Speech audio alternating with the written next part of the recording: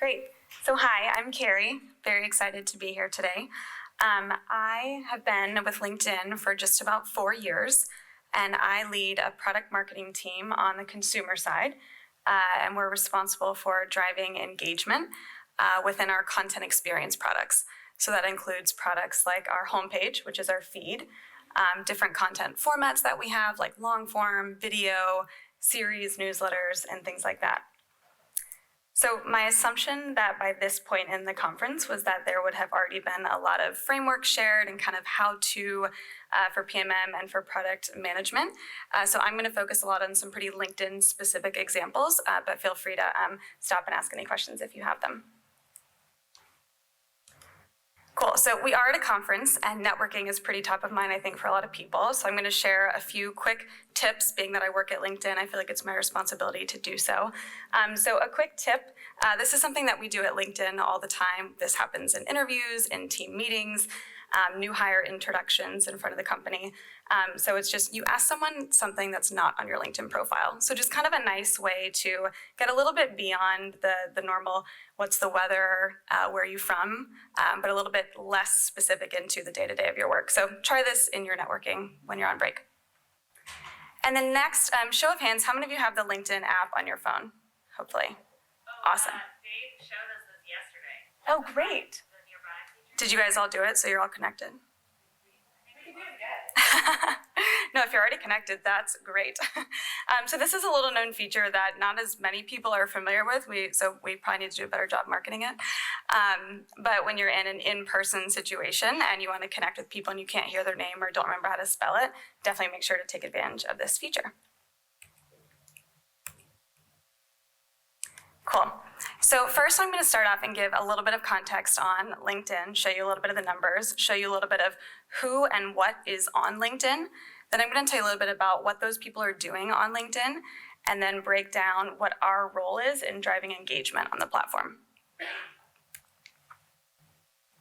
So first, let's start off with what LinkedIn is all about. So LinkedIn's vision is all about creating economic opportunity for every member of the global workforce, and we really take this vision very seriously. And our mission is to connect the world's professionals to make them more productive and successful. So notice we didn't just stop at connect the world's professionals. The point is not to just rack up as many connections as you can on LinkedIn. That actually tends to yield a pretty unuseful network. So really being diligent about who you connect with, why you connect, and then how you engage with those connections is pretty important. And I'll talk about that today. So quick stats by the numbers. How many people are on LinkedIn today? There are about 610 million members, of which you guys are included.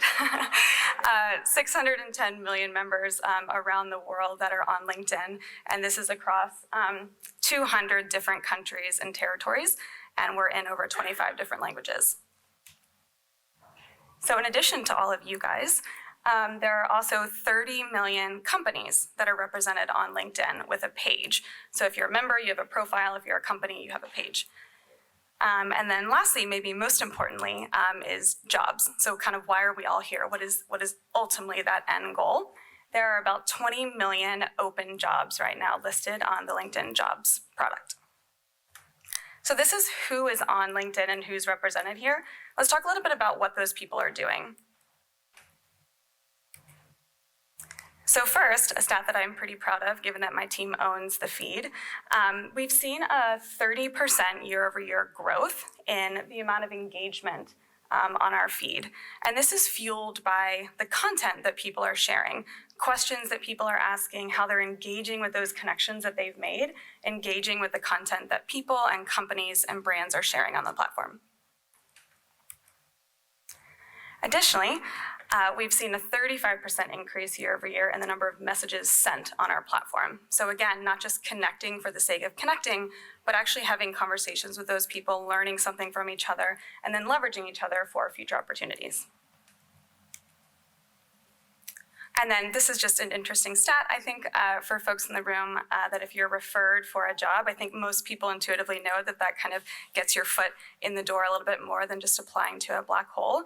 But you're actually 9 times more likely to be approved or to be accepted for a role that you apply for if you're referred. Cool, so that's a little bit about who's on LinkedIn and what they're doing and how they're spending their time. So now I want to dive into how my team likes to think about making sense of all of those millions of people and entities and jobs. How do we bring all of those three things together, again, to drive value for our members? So one thing I really want to stress is there are a lot of things you can do to game your metrics. My team being the consumer side, my primary metric is not dollars like my monetization counterparts, it's engagement. So I'm looking at how often are people coming to the site, what are the depth of their sessions, how much time are they spending here, and what are they doing? There are a lot of things that I could do to game that metric. An example would be is I could send you a push notification every single day with your daily horoscope. Something I could do, I bet it would actually get a lot of clicks. I think a lot of people would probably click through to that. But it really is probably pretty irrelevant for LinkedIn to send you that information and doesn't really help connect to the objective that you're trying to achieve on our platform. So really connecting the metrics you're driving to the value that we can uniquely provide is really important. So I know we've talked a little bit about community today, but I want to talk about how LinkedIn thinks about community, specifically professional community. So what are the three core components that make up a community? And a lot of this will probably be pretty obvious. The first is the people. You can't really have a community without people, right? So this is a shared group of people, perhaps people in this room, all product marketers, who are united by a shared purpose. So there is some sort of goal or common purpose of why people are here. We're not just here to hang out, although I'm sure we'd all have a great time hanging out together. We're here because we want to learn something. We want to meet people. Maybe we want to get that next job or next opportunity. We all have different reasons for why we're here, but we're here for a reason that's a little bit more than just hanging out with each other. And that shared purpose that has a professional context is extremely important when you think about driving value. And lastly, there is an emotional connection. Community for the sake of community actually doesn't mean anything unless you trust each other, unless there's some sort of emotional connection, shared sense of belonging. We're all here, we're all kind of in it together, we're all here for the same purposes. So that's really important as well. And then underlying all three of these elements, you can't just have a bunch of people in a room, right? Underlying all of these elements is the fact that there's regular, value-rich interactions happening. I want to make a note on the word regular here because that ties to frequency and it gets back to how you measure success. Making sure that you choose the right frequency that makes sense for your community. Maybe it's not needed that everyone in this room talk to each other on a daily basis, right? We all have lives, we all have jobs. Daily is probably setting the frequency bar a little bit too high and might not actually set your community up for success. Maybe it's weekly, maybe it's monthly, maybe it's only when you're looking for a job, which is every few years. That's okay, but really being mindful about what frequency you're setting so that you're continually driving value for that community. So let's look at some examples of some really cool, thriving, and maybe unsuspected communities that are on LinkedIn today. So the first, this is a group of nurses. So one type of community is a shared job function or industry. So product marketers in tech, for example, could be another one of these examples.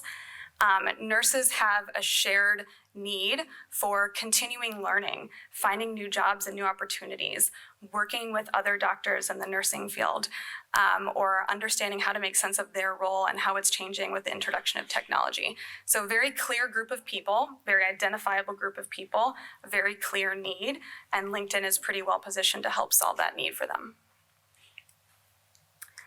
Another type of community is something that I call a little bit more identity-based. This is a little bit more intrinsic into who you are. Although, yes, I am a product marketer and I work in tech, I don't necessarily define or brand myself that way in all facets of my life. Some of these identity-based communities could be military, veterans. Other examples include expats or working mothers. This is something that you, I think, do carry with you a little bit more than just your job title, for example. So we have a very thriving community of veterans on our platform, and they have a pretty acute need, which is transitioning into the workforce, into the private workforce after kind of a life or tour of duty in public service. There are a lot of shared needs that happen here, and LinkedIn is uniquely working to address the needs for this audience. The last type of community that I'll highlight is a little bit more around the type of work that you do. So in our world today, not everyone has a 9-to-5 job, or 9 to 6, 9 to 7, whatever your hours are. But the gig economy and freelance workers who are moving from job to job on a daily, weekly, monthly basis, constantly looking for that next opportunity, that unites them because they have unique challenges.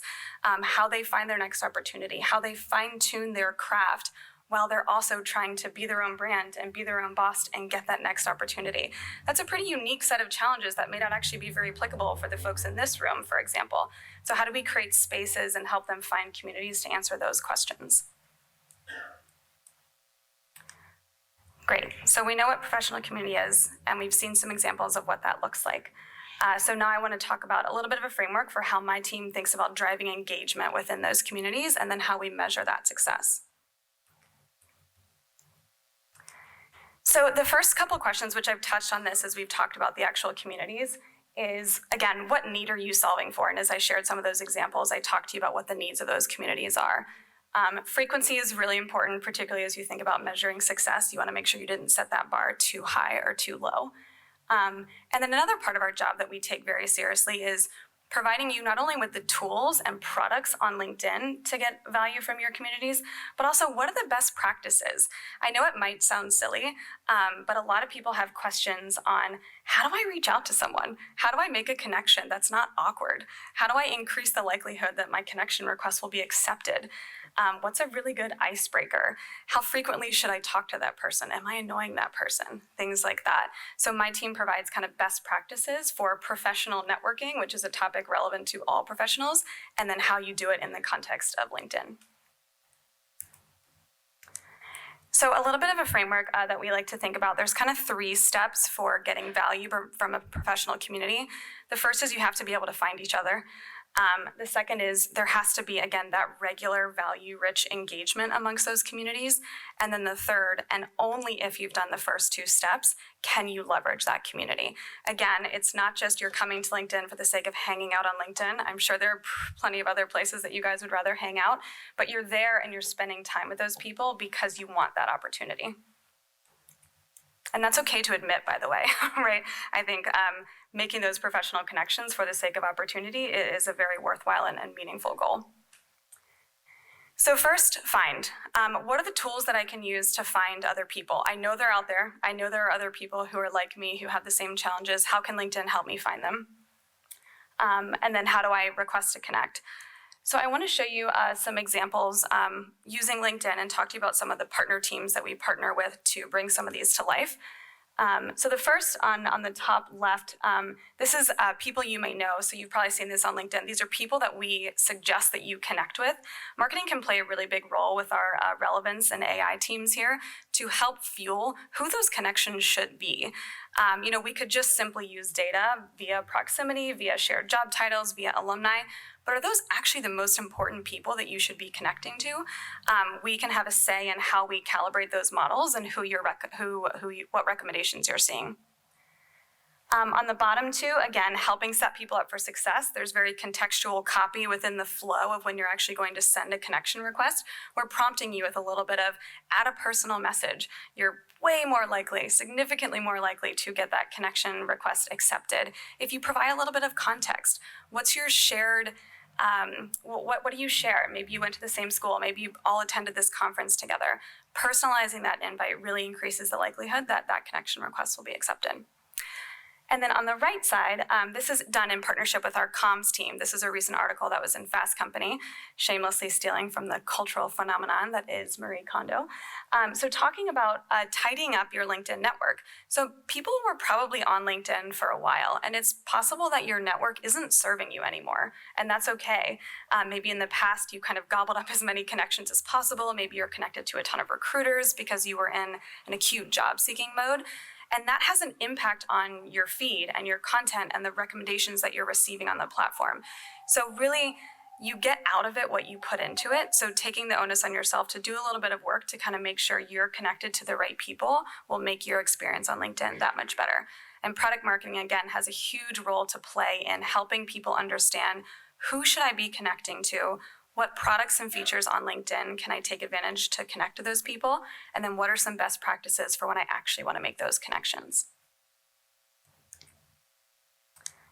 So now that you've found those people and you're in the right communities, you've shown up, that's the first step. Now you have to engage with those communities. What types of conversations should I be having? How frequently should I be having those conversations? And what are some best practices for sharing that content? Let's look at some examples. So on the left here, so LinkedIn has an editorial team. We have some editors focused specifically on our healthcare space. So this is what's called a series, essentially a newsletter, for healthcare professionals on our platform. You can subscribe to it. This is pretty recent, but there's about 4,000 subscribers now.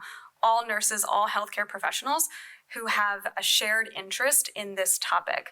LinkedIn is essentially creating a space for you to find other people on the platform who care about the topics that you're interested in and providing you with conversation starters of things to talk about with those other like-minded people. Series is content published on a regular weekly basis. So again, taking the work off of you of figuring out what to say and providing you with the space and the content to have discussions. The middle, this is just a little bit of a screenshot of live video, which is something LinkedIn is slowly starting to dip our toe in the water on. Again, that is creating a shared, defined space where you can find other people who are interested in a topic that you're interested in. You know who those people are. You can see who else is in the room. You can see who's commenting. You can see who's participating. You can click to their profiles. You can message them, view their profiles. But it's creating a shared space for you to find those groups. And lastly, leverage. Why are we doing this, right? Why are we finding those people? Why are we engaging with them? It's to find opportunity. And that could mean different things for a lot of different people. It doesn't necessarily have to mean you cut right to, hey, can you refer me for this job? Which if you do, you'll be 9 times more likely to get approved, but it's not always what you're looking for in every instance. So let's look for some examples. So on the left and in the middle, these are just 2 examples of people, myself included, sharing content in the feed in which they're asking their network for help. I don't know if you guys have ever been sitting at your desk and you're working on something really hard. Like the other day, I was sitting in front of 5,000 different verbatims from a customer survey that I had to analyze. I was like, there has got to be a better way to code these verbatims and to go through all them. So I just quickly asked my network and got some really rich examples and ideas for how to make that process more streamlined to get to the nuggets more quickly. And then a graphic designer did the same thing, sharing some different logo ideas. And again, you see 16 comments here. It's about quality. It's not about quantity. All 16 of those comments are from people who are in visual design and gave her really valuable feedback on that example. And then on the far right, when you are in a job-seeking context and you're looking for jobs on LinkedIn, you will see what connections you have that work at that company who you can message for that referral. So I want to quickly touch on measuring success because if we're not doing all this to drive value, then why are we doing it? So on the left-hand side, we look at product awareness. So we do qualitative surveys where we ask people, how familiar are you with this specific feature? What's your likelihood to use this? How interested are you in this? That helps me prioritize which products and features I put more marketing levers on. In the middle, product adoption, this is critical. So yes, I'll combine the last 2 actually. Yes, I'm measuring kind of campaign level metrics for my marketing, things like open rates, click-through rates, things like that. But if it doesn't actually yield any downstream impact, it doesn't matter. So we work with our product teams, our data science teams to set up A/B test, and we'll use deep links that drop people directly into product experiences. And I'm actually looking for conversion. So did you connect with someone in your community? Did you send that message? Did you contribute a piece of content? Did you use a specific hashtag? Did you ask for a referral? Because again, those are the actions that are providing you value. Opening the email itself does not provide that value. So I am looking if I've pulled you through to that downstream impact. And that's all I have. Thank you guys so much. And hopefully you learn a little bit more about LinkedIn as well. We'll take a quick questions for Carrie, but I'm going to give you the loose mic so that Diana can come up and set up. Yeah.